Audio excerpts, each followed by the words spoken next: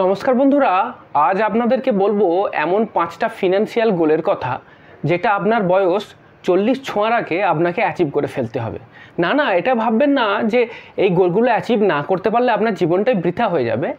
আমি বলতে চাইছি যে যদি আপনি এই গোলগুলো আগের থেকে সেট করে রাখেন এবং এই গোলগুলো অ্যাচিভ করার জন্য অ্যাক্টিভলি কাজ করতে থাকেন, তাহলে আপনার ফিনান্সিয়াল লাইফটা স্টেবল হবে এবং 40 পরবর্তী জীবনের যে দ্বিতীয় ভাগটা সেটা আপনি শান্তিতে কাটাতে পারবেন, কোনো রকম অর্থনৈতিক দুশ্চিন্তা ছাড়া।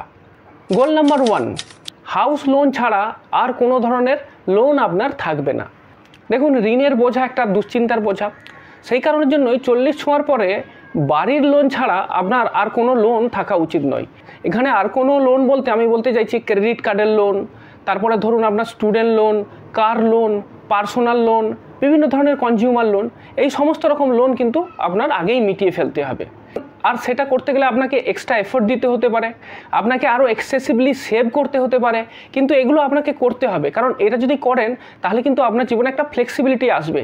ঋণের বোঝা যখনই না থাকবে তখন আপনার স্ট্রেসটাও কম হবে এবং তারপরে যে টাকাটা আপনি রোজগার করবেন সেই টাকাটা আপনি সেভ করতে পারবেন এবং সেই টাকাটাকে আপনি ভবিষ্যতের জন্য ইনভেস্ট করতে পারবেন। তো প্রথম যে গোলটা আপনাকে অ্যাচিভ করতে হবে সেই গোলটা হলো যে হাউস লোন ছাড়া যেন কোনো রকম লোন আমার আর না থাকে। গোল নম্বর 2, আপনার ইনভেস্টমেন্ট পোর্টফোলিও আপনার অ্যানুয়াল ইনকামের 5 গুণ হতেই হবে। এই যে ইনভেস্টমেন্ট পোর্টফোলিও, এর মধ্যে থাকছে ধরুন stock, bond, mutual fund, ETF, gold, land, বিভিন্ন ধরনের রিয়েল এস্টেট, পোস্ট অফিস এবং ব্যাংকের বিভিন্ন ধরনের ইনভেস্টমেন্ট অপশান, এই সবগুলো মিলিয়ে আপনার আসছে ইনভেস্টমেন্ট পোর্টফোলিও। তো আপনার এই ইনভেস্টমেন্ট পোর্টফোলিওটা আপনার অ্যানুয়াল ইনকামের 5 গুণ হতেই হবে।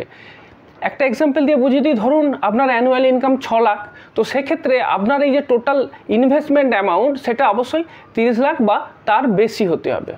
গোল নম্বর 3, আপনার নেটওয়ার্থ আপনার অ্যানুয়াল স্যালারির 4 গুণ হতে হবে।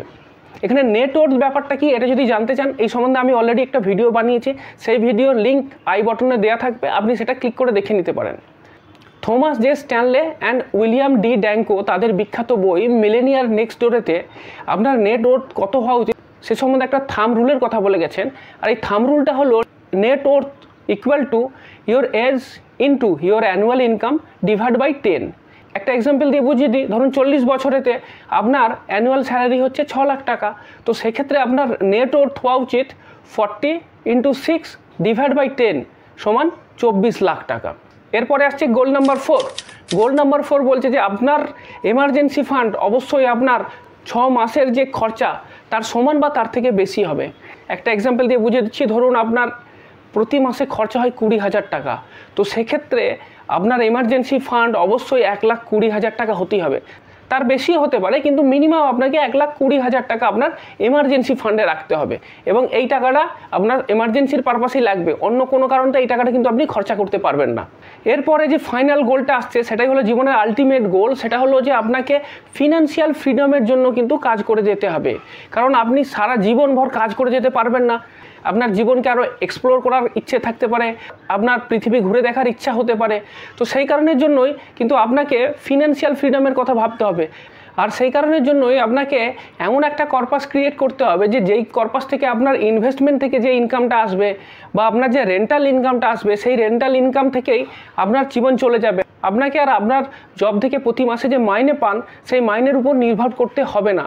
আর সেই কারণের জন্য একটা রবাস্ট আপনাকে ফিনান্সিয়াল প্ল্যান করতে হবে আর্লি রিটায়ারমেন্টের জন্য। এবার আপনি যদি জানতে চান যে ফিনান্সিয়াল ফ্রিডম কিভাবে আপনি অ্যাচিভ করবেন, তাহলে আমার স্ক্রিনের বাঁ দিকের ভিডিওটাতে ক্লিক করুন। আর পার্সোনাল ফাইন্যান্সের 10টা গোল্ডেন রুল সম্বন্ধে যদি জানতে চান তাহলে আমার স্ক্রিনের ডান দিকের ভিডিওটাতে ক্লিক করুন।